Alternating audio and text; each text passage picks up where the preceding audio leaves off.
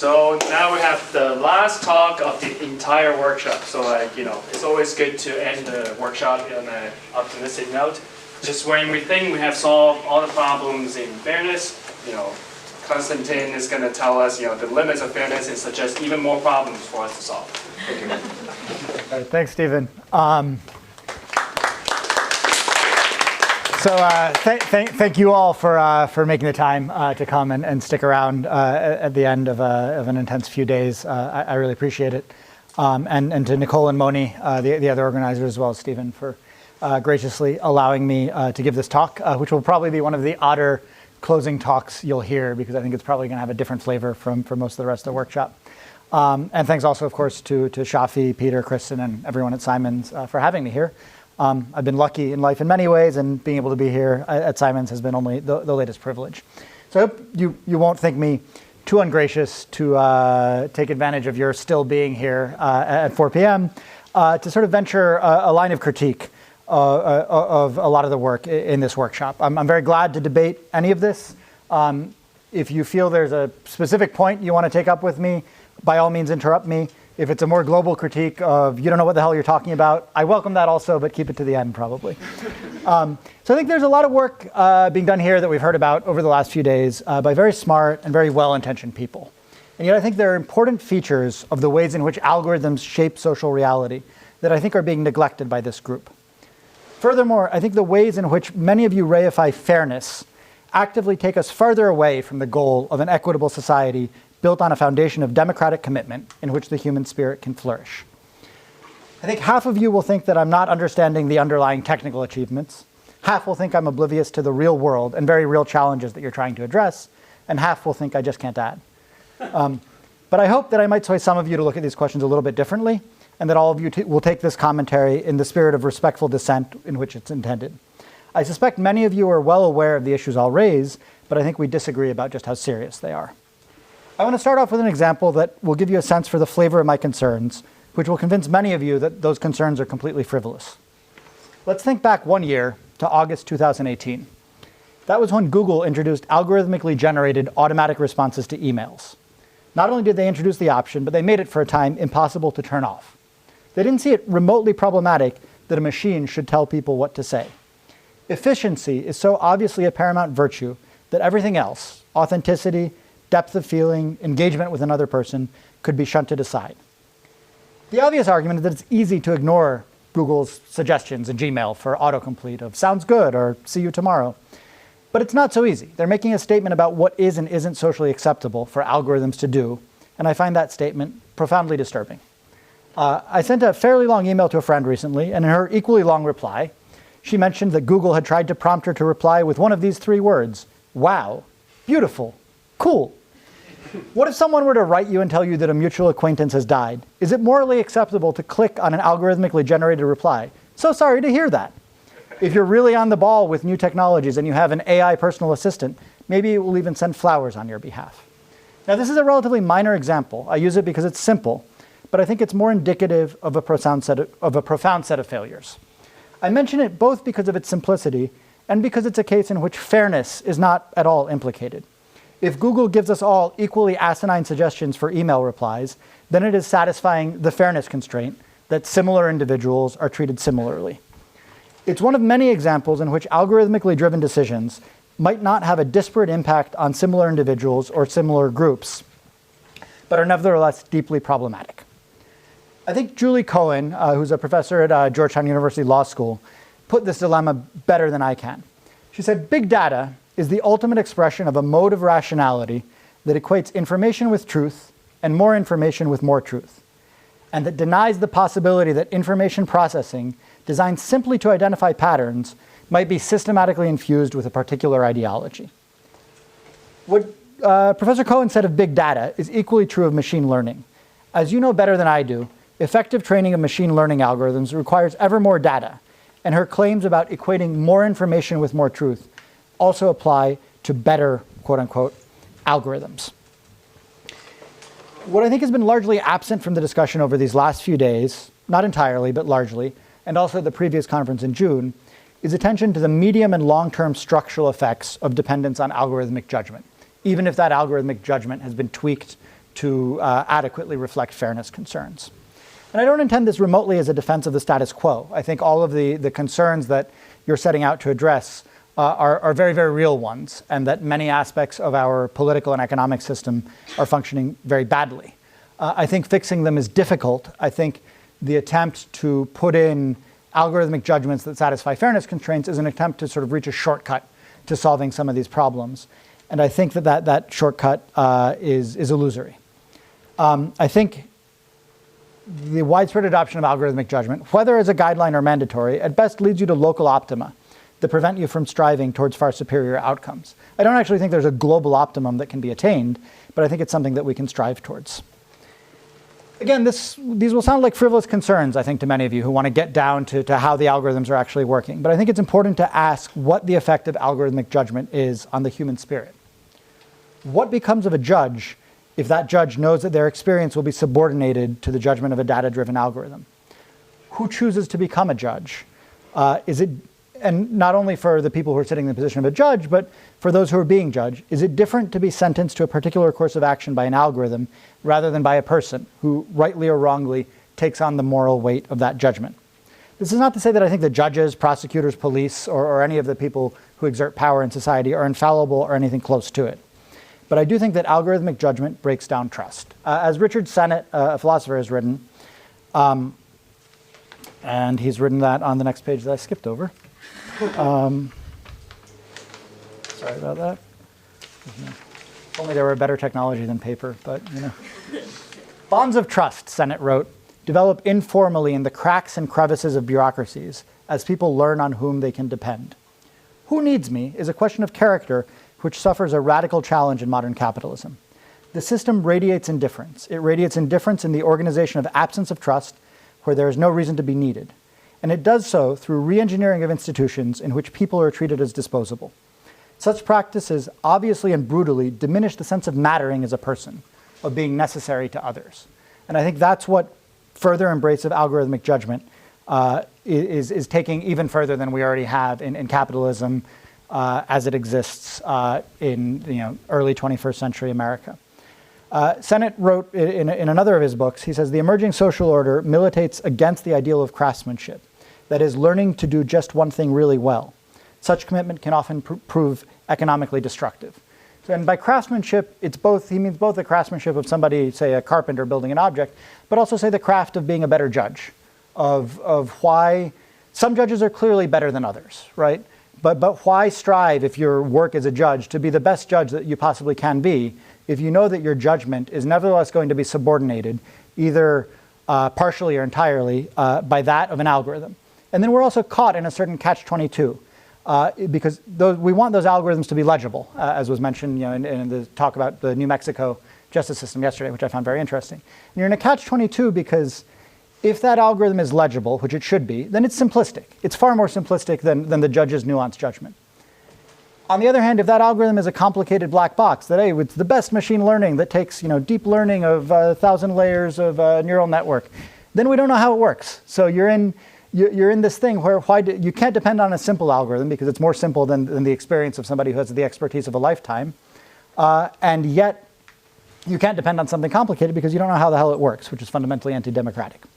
I want to take to give this a more concrete example, and I don't think Cynthia's in the room, unfortunately. I had hoped she would be, but I forgot to double check with her because I'm going to pick on her a little bit, because I think if you're going to pick on somebody, you should pick on the best exponent of a view that you disagree with. And I respect and admire Cynthia a great deal, so I'm sure somebody else can take up the mantle on her behalf here. But I was looking back to a talk that she gave in this auditorium in April. And she took the example of a person X working at an organization called Nice News and said, well, it's a well-defined, if difficult to measure probability that pi of X is the probability over randomness in X, the person, and randomness in the environment, that X will succeed at Nice News. She defined success as staying at the company for at least 3 years and having at least one promotion during that time. This is a crazy mathematical model, right? And I'm sure that Cynthia is well aware that this is a simple model, but I just want to underscore the craziness. You have no means within the model to describe if the years the person spent working there were happy or unhappy, if X grew better at her craft or not, If X left after 2 years because she got a better offer elsewhere or not. And I think this is a recurrent thing that I think economists are particularly guilty of, but social scientists more broadly and computer scientists as they sort of edge into social science, that they rely on oversimplified mathematical models and at certain times are aware of that simplification, and then when it's convenient, tend to forget about it. And I think that that effect is sort of like far more pernicious than is generally appreciated within the community. I think many important questions simply are not amenable to quantitative analysis and never will be.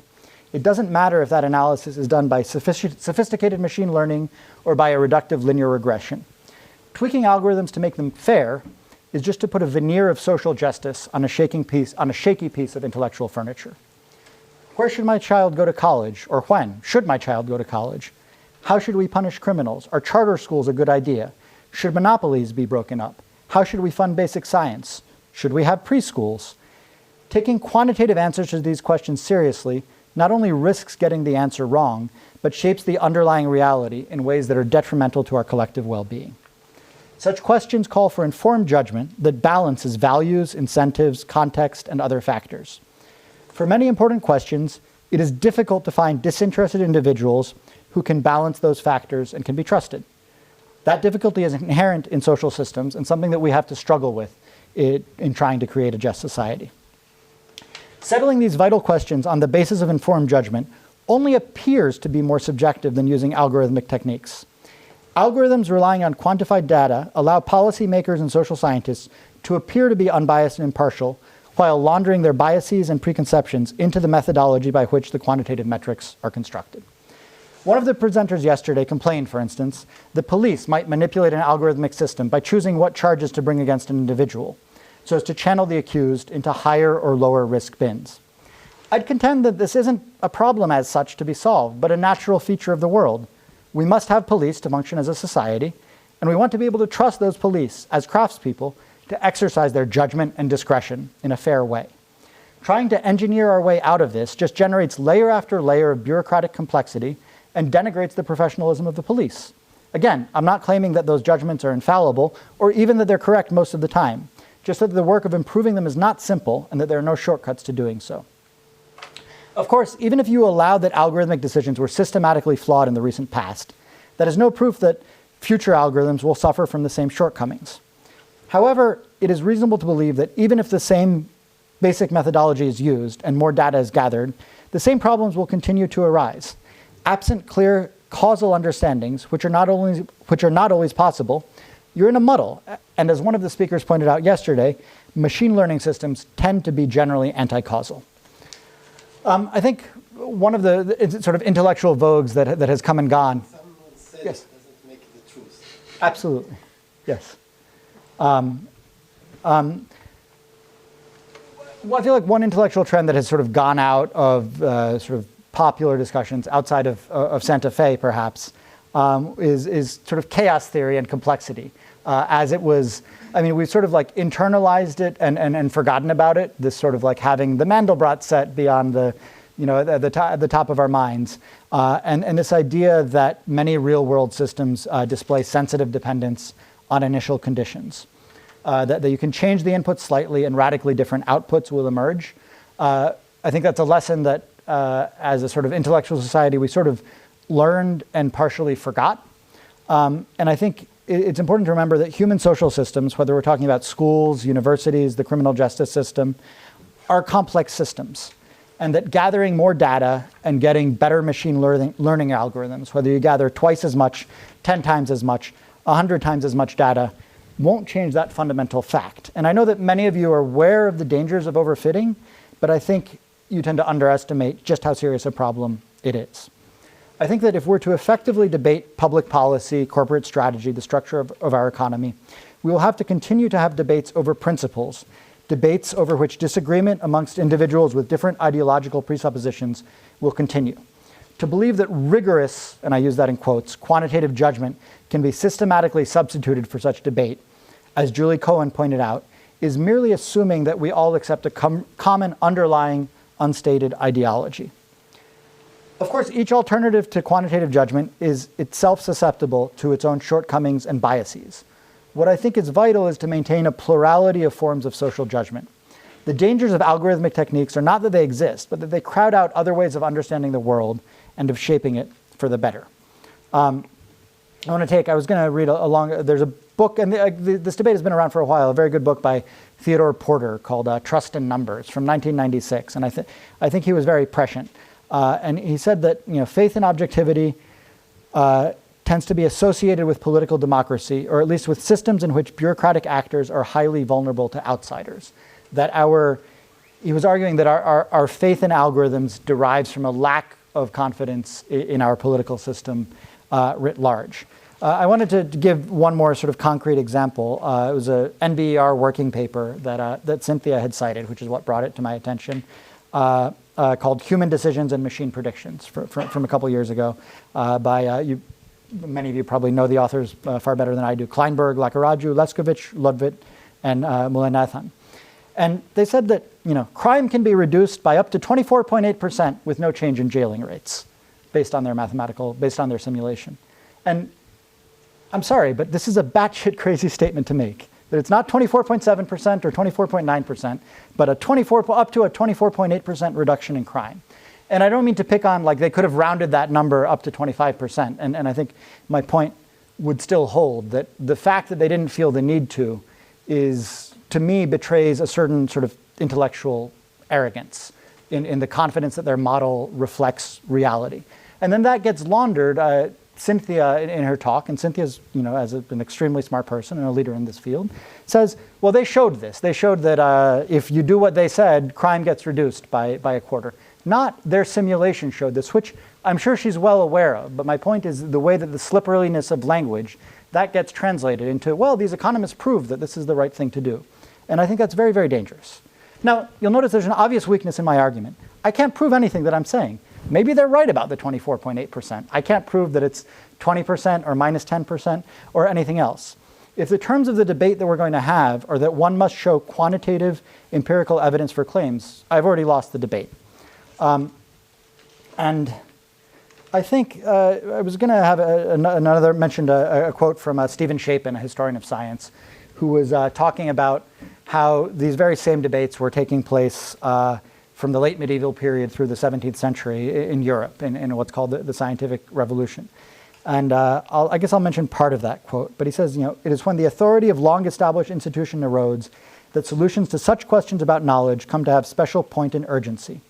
It is concluded that existing techniques for securing knowledge are evidently inadequate, and new procedures are canvassed. Method, broadly construed, is the preferred remedy for problems of intellectual disorder. And I think that remains true today. I think there's a great intellectual disorder in how we are to live together as human beings in a society that is fair and just and where the individual human can thrive as part of a community. And I think this sort of like attempt to algorithmize our way around these political questions is a reflection of how unstable we are politically. And that's my 2 cents, which I hopefully didn't put all of you to sleep, and I'm glad to discuss further. I think you're very good points, but you have to realize that the culture here is that we have to cheat. We have to oversell our papers, and eventually we get convinced of it, or at least to some extent. Yeah. And the journalist is even making it worse, because if they want to have hot news, they want to have big successes. They don't want to hear half vague, right, unclear conclusions. So I think that the culture of academics, it encourages us to cheat our way, to all the time oversell, and the culture of journalism, which pushes this even further, is even more extreme in that respect. Yeah, I think you're absolutely right. I think some disciplines are better than others about this. I think economists tend to, I think journalists are absolutely culpable, as you say. But you can look at what is, say, a very significant paper in physical chemistry that is like years of work that has, the title of the paper is relatively impenetrable, and you have to actually understand something about the subject to say, wow, this is an important result. The famous marginalia about the what was it, the margin. The margin is too short? No. Yeah, there was this big open problem in number theory, that Fermat's theorem that was in the margin, just saying, So the title of the paper that solved the problem was Marginalia to other paper. Some people are very modest. Right. Not everyone. Yes, and I think those pressures, I think they're in part a consequence of sort of the corporatization of academic life, of the way that information flows in society, that now everybody can have a Twitter account, there's many reasons for it, but I think that what is considered seemly and unseemly within a discipline, the norms that exist within a discipline, differ from discipline to discipline, and I think economics in particular, and I realize most people in the room are not economists, is in a particularly unhealthy state right now in terms of what is and is not socially acceptable. And Chris first. Yeah. Sorry, Stephen will be the traffic cop here. Yeah, Chris first. Well, thank you very much for your talk. I think, so one thing that comes to mind is that I think some of the work from this community has helped reveal what's wrong with the movement towards algorithms, including by quantifying, although in many cases we're just rediscovering things from other fields, but quantifying different notions of fairness and playing with those definitions. But then we also have an impulse, and I'm not even sure I should say we, because I haven't actually done any academic publishing in this area, but I think the community then says, oh, and we can fix it. Right. And I think that second urge that we can fix it comes from a couple of things. One is the desire to do fun math problems, which is what many of us do day to day. And so when we see a social challenge, there is an impulse to say, oh, here's a cute little mathematization of this problem. Now I can solve that math problem. That'll be fun and I'll get a paper. And that leads back to this question of do we then overstate our results as having solved the problem? But I think the other reason why we have this urge to say, oh, we can fix it, is that we feel that we're caught up, for better or worse, like the rest of society, in this technological moment, which is deploying algorithms everywhere, whether or not they make any sense or will improve anything, simply because they're the newest, latest thing. So we feel sort of swept along by this, and if we can make any even incremental improvement in the ship's direction, then maybe we're doing a little good. But I agree with you that we often think too much in terms of those incremental improvements, and that one of the things that we can do as technical people is say, wait a second, this whole direction needs to be rethought. The other thing I wanted to say, though, in kind of a partial defense of the paper, the Kleinberg-Leskovec-Mullin-Nathan paper, yes, it is arrogant for them to say, we can decrease jail populations and crime, and we know how to do it, and it's going to be 24%. On the other hand, they are, in a quantitative way, pointing out that there isn't this zero-sum relationship that politicians tell us there is between incarceration on the one hand and crime on the other. And that's a good thing, and a partly subversive thing.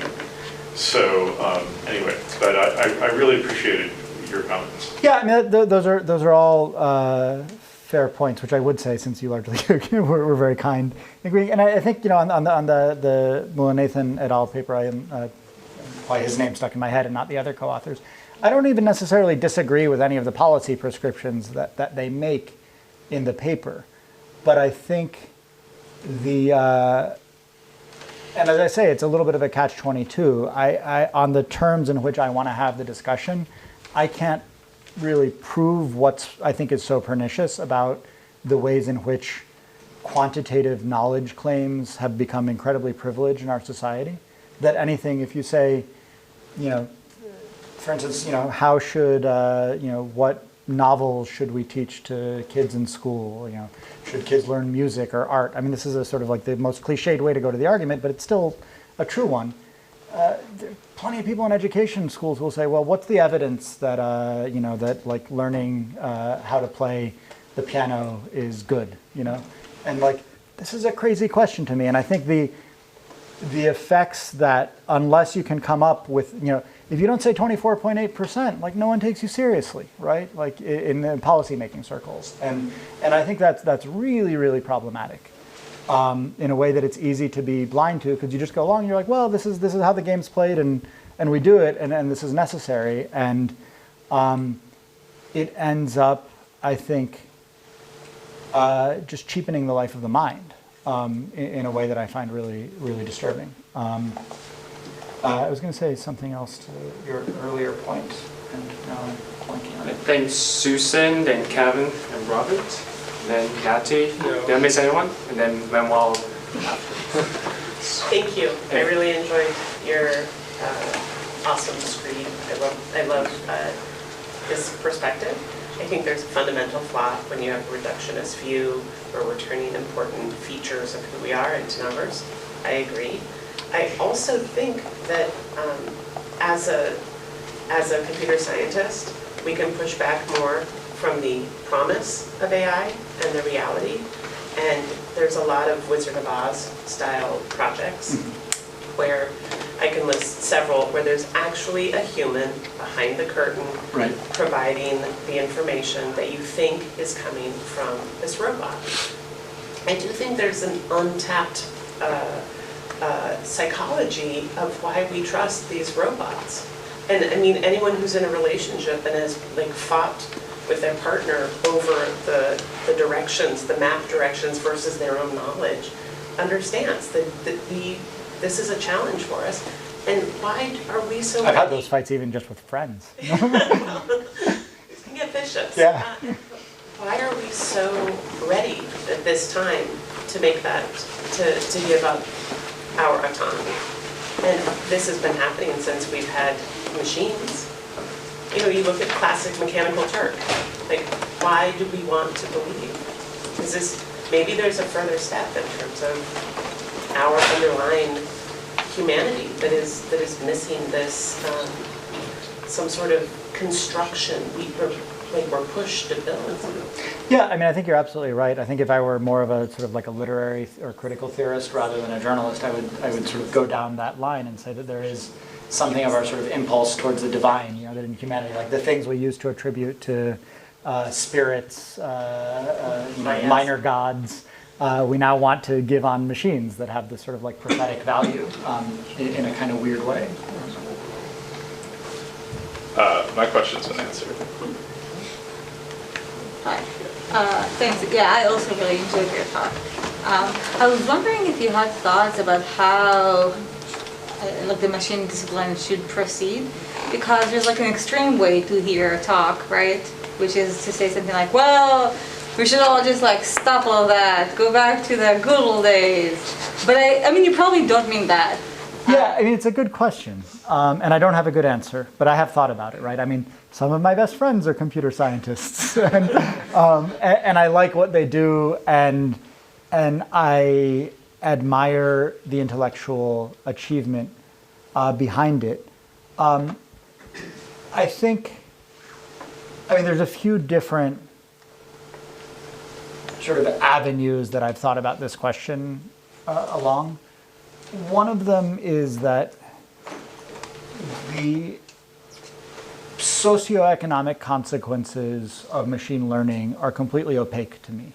I think there's an argument that, the Industrial Revolution happened, and before the Industrial Revolution, people were afraid that the machines would take all the jobs, and we made new jobs. Like a lot fewer people work in agriculture today than did 100 years ago, but these people do other things, and it's okay, and the standard of living has raised, productivity has gone up, and we still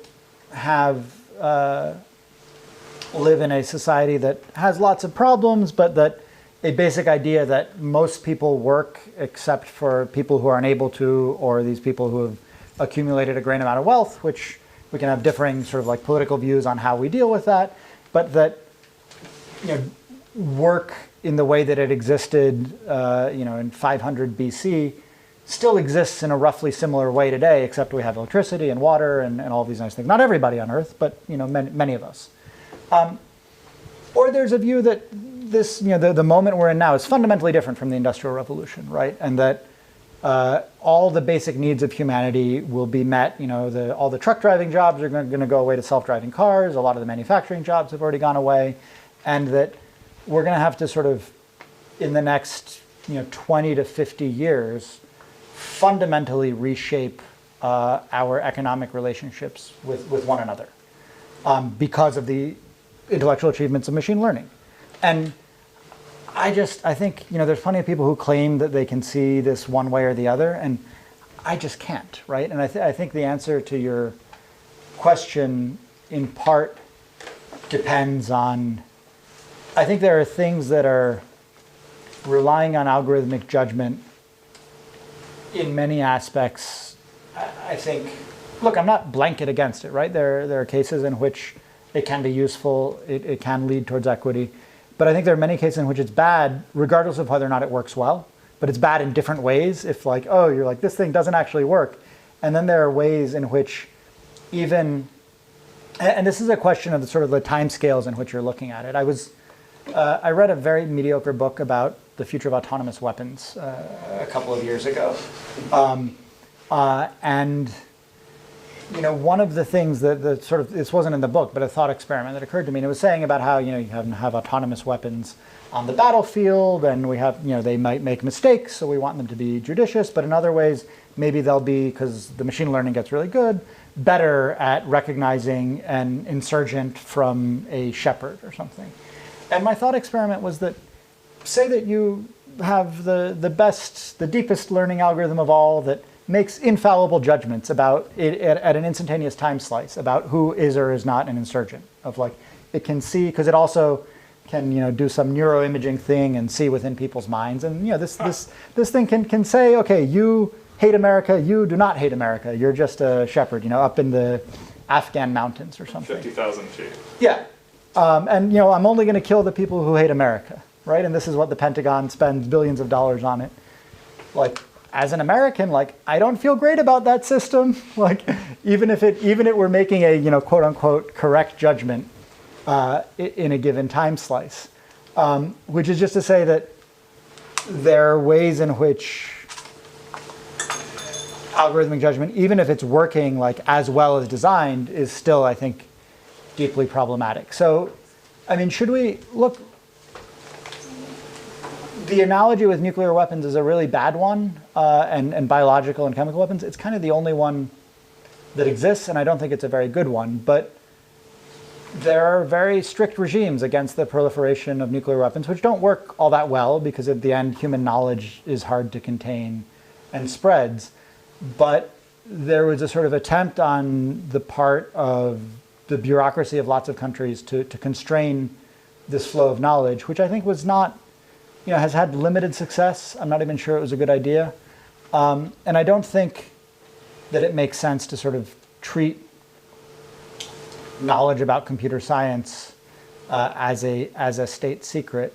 I don't know. This is a very long. This is something I struggle with, which is apparent in my struggling to give you a good answer. I think the very short version, and then we'll move on, is that I think attention has to be paid to the business structures within which all of this exists. I think there's something very different about knowledge that is in Google or Facebook or Amazon and knowledge that is at the University of California at Berkeley. So I think I don't know that this is a sufficient step, but I think a necessary step is looking at the nature of monopolistic technology companies, at least as a first step in thinking of how this knowledge affects the broader world. Nadia, you have a question? Yeah, it's actually so many things discussed since then, but we can talk about maybe talk at length about industrial revolution later. I had two comments / questions relating to your criticism, which I think is very valid, about just overstating of results, and then if you start convincing yourself and convincing everybody. And I also agree with what Shai said. I think that journalists play a very strong role in that, and not only journalists, but news offices in universities. Mm-hmm. But I think that taking a step back, the two comments I want to say. One is, it's important, I think, to distinguish, and I'm curious what you think about this, between the research itself and the way it's sold. Because the research itself, I think, could also frequently be misleading, where we simplify the model and draw a conclusion, and simplifying the model is good, but sometimes we're simplifying it to the point that we kind of overfit the simplification because we want to draw a certain conclusion, and so we search for the simplification that gives us the conclusion we want, and I see this quite a bit actually also in looking at fairness, and there I think there's a real problem with the research itself. The other type of situation, which I think a bit more related to what was mentioned here, there's research that actually has a very important point to say, but the way it's presented, and especially the way it's presented after like several iterations of quoting it either by journalists or by other people, oversells it by a lot and neglects both the fact that it's just a model, it's just a simulation, it should only be taken as an indication that maybe something is happening. And so I think it's important to distinguish those two things, and I'd like to hear your comments about that, and which one are you maybe more worried about? The second thing, in brief, is that I think the situation that you're describing with overselling the results exists in many fields. And I see it, or in computer science, other programming here is a deep learning workshop, and many papers there also I feel are completely overselling what they're doing. It's not so bad because the people reading it, it's also bad, but it's not so bad because people reading it are technical people, and hopefully can actually see through that. And I think here the problem is that these technical papers are being oversold maybe in the same way, but then they're being read by non-technical people who don't have the tools to kind of understand this overselling. And who don't apply the proper deflationary... Yes, exactly. Right.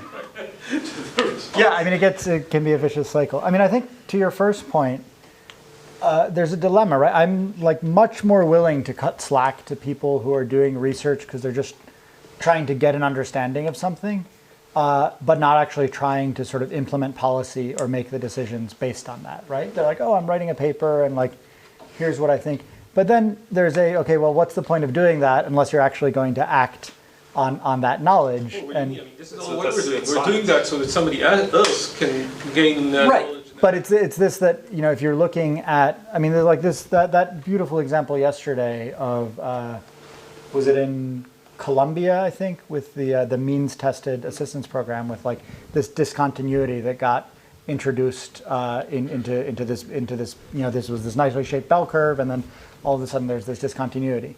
And you don't, like, if you were just like an economist, like trying to like look at, what that, and I forget what exactly was being measured, but some index of poverty, right? And how that was constructed. If you're just measuring this because you're like, okay, I want to understand like how severe the problem of poverty is, and I'm not going to do anything based directly on this measure. Right? I mean, this is not my insight, right? This is a well-known phenomenon. Then you can do that, and it works reasonably well. And then you say, okay, but now we're going to make an intervention based on exactly this measure, and then all of a sudden the measure stops being useful. And that's the dilemma, right? Because like, why, if you're not going to try and do something based on your measure, like, why bother doing it to begin with? So it's like, it's perfectly reasonable as to have your research matter to say like, okay, I've learned this thing, now I want to do something about it, and then all of a sudden your data source becomes suspect. And that's, and I think the fact that is a systematic consequence of depending on data is, I mean, like that other the very good example about, what to do about cash bail, and just say, okay, let's not try and do a detailed regression of the consequences. Just say like, look, it's fundamentally unjust to have pretrial detention for people for nonviolent offenses. Let's just get rid of cash bail for nonviolent offenses, right? Without doing some analysis of the data, but just relying on a principle. And I think that's part of my argument about why data is not as conclusive or reliable as it might appear to be, because this, that discontinuity in the bell curve was not like, okay, this is and I know that there was a tweak to try and get better at this, and I'm not the right person to sort of like speak at a technical level of like whether, moving towards the Nash equilibria to the left of the curve is the right thing to do. Maybe it is, but I think to the extent that we can reason about first principles about, basically social systems are not physical systems, right? And I think so much of this is applying a mathematical methodology that came out of physics and applied mathematics to social systems, and it's a sort of category error, I think. No. Mathematics is logic, and if you do it right, the fault is in our assumptions, in our modeling, but not in the way we draw the conclusions, not in the mathematics itself. Right, but that logic applied to physical systems had great success, right? Our belief in the power of mathematics. We had good models, and we don't have good models of societal issues. Right. But we came to a belief that those models were good because of their efficacy in the physical world, is my point. Manuel, then you. So yeah, thanks for your critiques. I agree with them. I think they're not the most damning critiques, I think. Which are the most damning? Yeah, so I think a good number of your critiques fall under just generally like the critiques of automation in general as well, which is its own problem. I think there, theoretical computer scientist Manuel Blum said, we should automate everything because, like, why should only the blue-collar workers lose their jobs? So I think that's a fine thing, except that, we live under capitalism and you're left to die if you don't have work. But and this brings me to my second point, that how we talk about politics in this field. And I guess, so the automation is bad for maybe the person it replaces. It's also bad because it makes it more opaque or less transparent for the people it's making judgments about. But from my point of view, it's less about transparency. It's not like, oh, I wish I knew how the system works, then I could, breathe easy. It's more, especially across different demographics, they distrust the system at its core. They distrust the judge or the police officer, and how the human decision would be. So it's no good that you speed it up, that you automate it. Right. So then I guess what I want to, my critique for this field then would be that this whole field is saying every time you try to come up with a tech solution for a social problem, it messes up. And the danger of this field is that we are a tech solution to this social problem. And I guess when I hear these talks that are more centered on math, I forget exactly what are we trying to do? Because when I hear a talk about, okay, we're getting this accuracy for this type of fairness, there are some cases I could think of both cases of like, oh, this would make my algorithm more fair, or another case of like, what if you applied just everything you did to recidivism? That'd be horrible. Don't do that. And I think we do have some hubris in defining these mathematical concepts abstracted away from the context. And I guess it's just been a very different workshop this week than it was back in June. And I don't think we've really reckoned or wrestled with the fact how different the language, the conversations, and just the demographic is. And why the change in just demographics has changed so much the types of conversations we're having about the politics about it. If we're talking about, like, how should we do this? How should we punish people? In the last workshop, we said, whoa, stop. What do you mean, how do we punish people? We don't. Punitive systems are worse than restorative ones. They just don't work. I think sometimes we jump into these things without asking, without questioning the premise of what we're even trying to solve. And my question to this field then is like, what are we even trying to accomplish? Are we jumping into it because, oh, more math, that's fun? Or are we actually trying to solve the, with Compass or something that was a whistleblowing thing? Why are we trying to create better algorithms for them? Because the people that originally whistleblew it would maybe say, okay, this is better evidence to start questioning the politics behind punitive industrial prison complexes. So I guess I agree with your statements about automation, but I feel like the bigger questions even are like,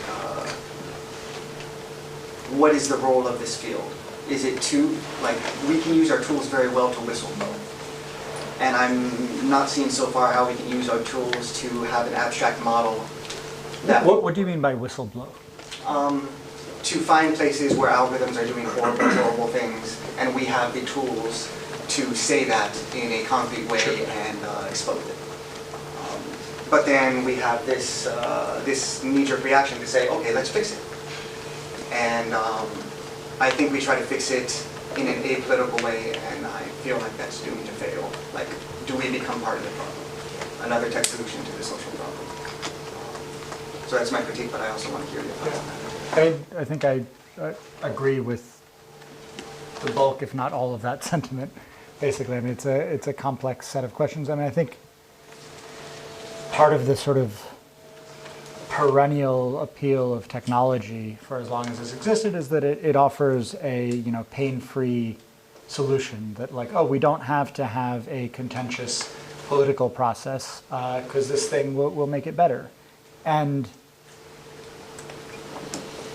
there are times, I mean, I don't want my sort of, and I think about this for myself, not for you, but my sort of like temperamental unease with a lot of the ways in which technology is, both the discourse around technology and technology itself today, to forget that, like, antibiotics are great, and, like, so is having light, and so is, like, not having to, like, trek to the well for clean water. That, like, it's, I mean, these are obvious statements, but they're also easy to forget. And that's what, like, that potential for technology to improve the lives of people, like, is not like I feel like there's, like, jerks at Davos who go around saying this. I'm like, I hate those guys. So I'm like, hey, this is dumb. But, like, actually, like, technology has improved the lives of people a great deal. And I think that lack of social trust that you mentioned is real, and it's for good cause. And how, as a society, to work our way out of that. I mean, we haven't talked much about, I mean, it's not like a conference about politics, right? But, like, the President of the United States that, like, I don't know, we could, probably not many people in this room voted for him, right? And nevertheless, he's the president, and this is, like, a profoundly screwed up time in the politics of the country, and it's, like, insane to have these technocratic discussions and not consider it. And yet, like, I certainly don't pretend to have a way out other than, like, platitudes about optimism, about being, which, like, I mean, we can all try, and we should, to be kind to one another and think about it. But how, and I think, some of these, as this is maybe more personal, but, like, as I've grown older, I'm less and less of an optimist about the future and about the, inequity has always existed in human history and maybe always will, and the sort of technocratic promise to transcend that, I think, is false and can often make things worse rather than better. So, there was another question, though, sorry. Yeah, I guess, like, my comment was, it's like, I think a lot of your critique was aimed at automation and algorithms in general, which I think a lot of people understand to some degree, especially people working on this, that, a lot of these models don't actually work. They don't live up to the promise of what they're meant to do. They establish really messed up behaviors in the users and things like that, and I think that's, like, a general critique about algorithms. But I think the fairness community is focused on the problem of having these algorithms that are already, in many cases, already deployed, that decision being made by a completely separate party, disproportionately affecting different populations. And I think that's at least my impression of what this community really cares about, is that disparate impact. And I think that is a worthy sort of cause and something to take very seriously, even in the case of algorithms sort of, being presented as, mechanisms to find criminals. That should work for, you can debate sort of the politics around why that algorithm, the design of that algorithm might be problematic. But, if you're saying that this is going to benefit a community in a particular way, that should work if it's a black community or an Asian community or a white community.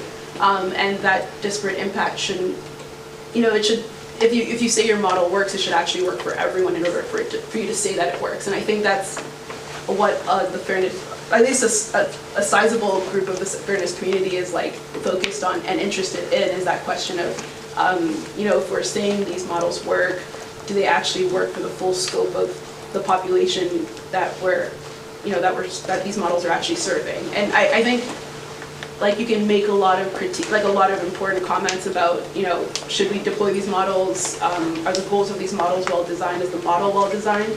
And I think those are very important questions. I agree with that. I'm just not sure if that's a critique of the fairness community. I think that's like a general AI ethics question and a general, automation question. And not to say that, we should work on it. Right. I think there should be many people thinking about that and working on that, but it's sort of like, given the fact that you have a deployed system, that's making a particular claim, how valid is that claim for these different populations, and how do we do a better job sort of qualifying these claims for these different groups of people that exist that you're deploying this model on. So I think that is for me the one of the big questions that this community addresses. So I'm not sure what you think about that goal of, looking at these different populations and try to reconcile sort of how these models perform across these different groups, and that being sort of a valid or worthy objective or focus for the community to think about. So what I think, it's a very good point, and thank you for it. I think you can clarify the critique I'm trying to make, which you might agree or disagree with. I think that is a noble and worthy short-term goal that may actually make problems worse over the long term. So I think, to give a very potted history of the sort of intellectual reception of algorithmic automation in what I consider the center left of American discourse in university departments, the pages of the New York Times, listening to NPR, I think, which is not the totality of the political universe by any stretch, but it's an influential and substantial part of how the 300 million people in this country talk about technology. And I think 10 years ago, 15 years ago, Google's IPO, that there was these things are great. Look, the internet, the internet's going to look at the Arab Spring, the internet's bringing democracy, where, and you have all the charlatans of 7 different stripes getting up there proclaiming some sort of telos to human suffering. And then I think in the last couple of years, there's been a real, I think the sort of fairness community, although that's a sort of vague analytic construct, has been very influential. And there's been a real backlash that says hey, wait, let's look at the criminal justice system. There are all of these ways in which algorithms are disproportionately impacting, for the worse, the disadvantaged in our society, minority groups, and so forth. And those critiques are they're absolutely right? And I agree with them, and they're serious problems. But that, I think it's much more difficult to enunciate the ways in which algorithms can have a sort of universal effect on how we think of ourselves as human beings. Because you can point the pernicious effects of algorithmic judgment on minorities are very concrete material effects often, right? You can point and say here's this thing that happened, not some mental how do I feel about myself, but I'm getting sent to not getting a job that I should get, for instance, right? And that's a concrete that's an injustice. We can point to it. We can understand it. And then say, and I think you were making this point before, that okay, let's fix these problems, and then we can go back to being enthusiastic and triumphalist about algorithms. And that's where I think, because it's so much simpler to talk about the disparate effects that algorithms have on either subgroups or this this notion of individual fairness that Cynthia put forth with some co-authors a few years ago, and if I'm getting the intellectual history of that wrong, forgive me. It's so much easier to point to that we don't then struggle with the ways in which reliance on algorithms shapes society, shapes all of our relationships with one another as people. So does that make sense? So are you saying that by focusing on the difference of performance between different subgroups, for example, or individuals, it's like permissive almost of like the ways that it's fundamentally not okay to deploy an algorithm in a particular context? Is that what you're saying? Yes. Yeah.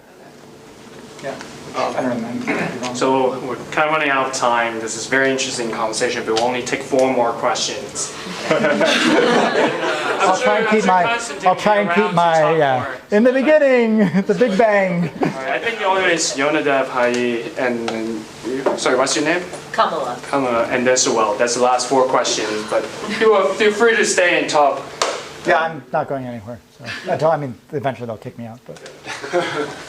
So I think one thing that I've found a lot of people do, and it's an understandable concern, is like what we think of as the fairness community is inherently like an interdisciplinary project, right?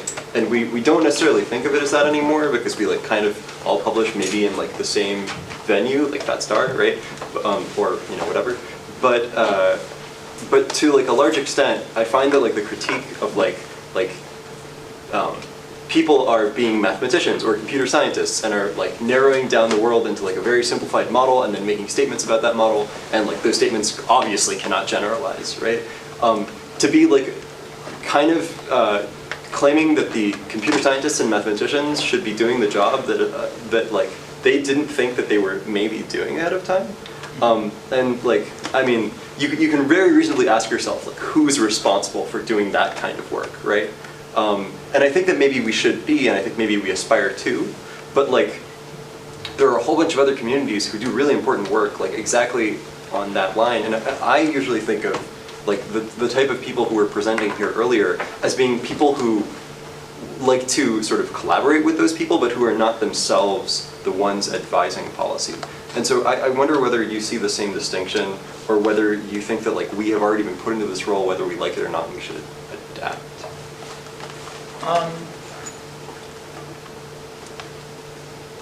I'm not sure, I guess I fully follow. I mean,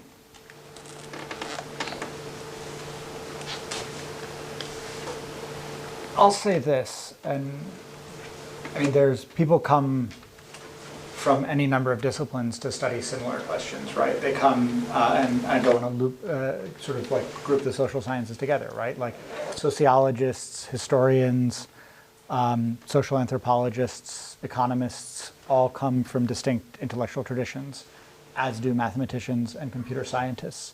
And I think, speaking of this sort of like the way in which sort of like trendiness in academia and the desire to be noticed and published and get tenure and so forth, like I think we've had a vogue, at least for the last, since World War II and maybe longer, of interdisciplinarity, right? Like, and then like, computer science didn't exist as a discipline 100 years ago, and like now it does. So like, when do disciplines sort of like crystallize and form? I don't know, I promise to be not long-winded, and I'm a liar, so we can talk about it more, I guess, after. I mean, I think in short,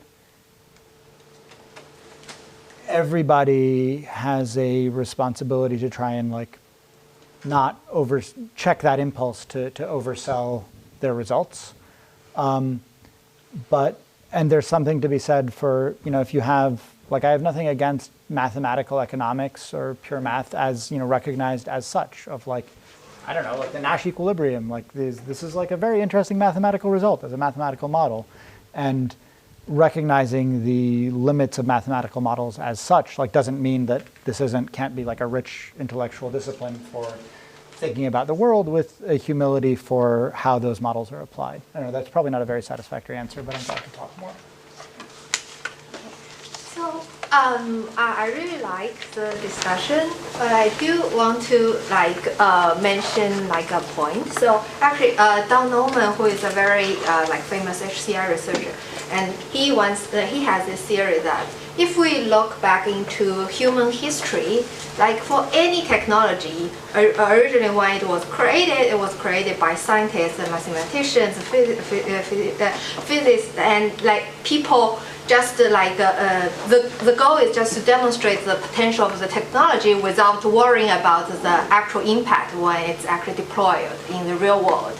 But then when the technology becomes popular and then when it actually be used and then people realize there are a lot of problems and then people come and fix these problems. So this happens to every technology. So I guess nowadays it's just right now we are at the stage that we have these machine learning, these AI technology, algorithms, automations. Right now at the stage that it starts to be deployed in everyday services, and now we see the problem. So we are coming to fix it. So I guess this is just if we look back in history, it's just it's kind of normal. It's nothing really it's to me. I feel like I'm less worried about this, but I feel like if we believe in history, it's we will find out solutions to or ways to improve these technologies and to make it usable and really integrate our social value and societal value into the system and potentially make it better. But that's my belief. But I guess another thing I'd like to relate to your comments. Sorry, what's your name? Yo's comments. So it's I think to addressing these problems requires efforts from multiple disciplines, not just mathematicians. So, for example, for me from HCI, we never thinking just about trying to abstract a problem and then do the just solve these math problems. And we call it human-centered design. So it's a design method trying to fix these problems. And so we first need to understand human needs, before we even start thinking about the possible solutions. So these are the I guess also social psychologists or people from I guess every discipline have their methods they have been accumulated, and they are all useful to address these problems. So I believe that so I guess I'm probably more optimistic. So I think it's still possible to address these some issues we see. And I guess finally, since nothing is really perfect, so there is something in the design, we always call it the goal is not to achieve perfection. The goal is to achieve progress and improvement. So we want to improve, not to say that we want to have a perfect solution. So briefly, I mean, you're not wrong to make this analogy to history, but at the same time, you can look up advertisements for plastics from the 1950s, and they have these babies wrapped in plastic, and they're plastic, it's amazing. And now we have tons of plastic in the oceans, and it's a severe environmental problem. Or you can look at advertisements for DDT when it was first invented, and this thing's terrific, and then it turns out it gave lots of people cancer. So, I mean, you're right that novel technologies become widely adopted when they're perceived to have utility, and then only later do we have a reckoning with the influence of those technologies. But the fact that this isn't the first time in history that we've had this struggle is not instructive that the struggle doesn't have to be had, and that oh, this is a normal thing in the course of human history, and let's not worry about it so much, right? It's not the first time, but it's still something to be worked out. I think to your other point, I think it's a little too charitable to just say oh, every discipline has its contribution. I think social psychology makes knowledge claims based on quantitative studies of what 40 college students who are getting paid $8 each think, and then says this is how human nature is, and I think it's bullshit. And maybe I'm wrong, but that's what I think. They make headlines. Yeah. Thanks for your comments. I'm an anthropologist. I was also at the first workshop and was reflecting on some of the differences in the discussion. And I think a lot of what you identify, the quantification bias, the preference for numbers, that the only form of empirical data we can recognize is quantitative data and not qualitative data, the substitution of models for reality, the critique of the rational actor that underlies most of mainstream economic theory, the critique of methodological individualism, are old, old debates in the social sciences and the humanities. And I think some of us in the room of a particular generation would remember C.P. Snow's argument on the two cultures, where the model of knowledge was a classical model, it was a humanistic model. And science at that point, just after the Second World War, had not established itself as a truth-telling form of narrative that should be trusted and believed in. And the current moment, we've really flipped it. But I guess I'm wondering, as a journalist, since these debates are old and you're marking them, and you're also working with a group of people who are self-reflexive, very articulate about what the norms of the community are, can describe the community. It's a well-intentioned community because it wants to combat bias and discrimination. How, as a journalist, would you actually write in such a way that the discussion moves away from a kind of two cultures into a way that would bring those of us together? The first workshop was lawyers and social scientists and computer science and mathematicians. And this group is not totally homogenous, but more homogenous than, say, the first gathering. So do you have any preliminary thoughts that you would share about how you would write about your experiences in sitting in on these workshops? So, I mean, to your first point, you're right that these are old debates. I mean, I think they're debates like you look at the Freakonomics podcast or something, right? Like, I think they're debates in which the right side lost in the public discourse. So I'm certainly not claiming to be making sort of like novel critiques. Like, you're right that they've been around for a long time. But I think they're just the same way that other sort of like debates about moral philosophy have been around for even longer, and like we still have them. In terms of how to write about it, I mean, as best I can. I don't know. That's not like a very satisfactory answer, but I think those same pressures that exist to have succinct, noteworthy results to get published in a journal with a high impact factor, exist in the world of journalism as well in a similar, if not worse, fashion. And it's something that, it just means like fighting it out in the trenches of trying to figure out like how, the easiest story to sell for me is person makes discovery. Not team of people makes discovery, right? But like, because that's too complicated. Who did what? One person, Yesterday in her lab, Dr. X realized Y, which is important. Cover of the magazine, easiest thing, right? That's not how the world works, right? So then how to convey some of these struggles in writing, it's hard. I don't think I'm very good at it. I do the best that I can.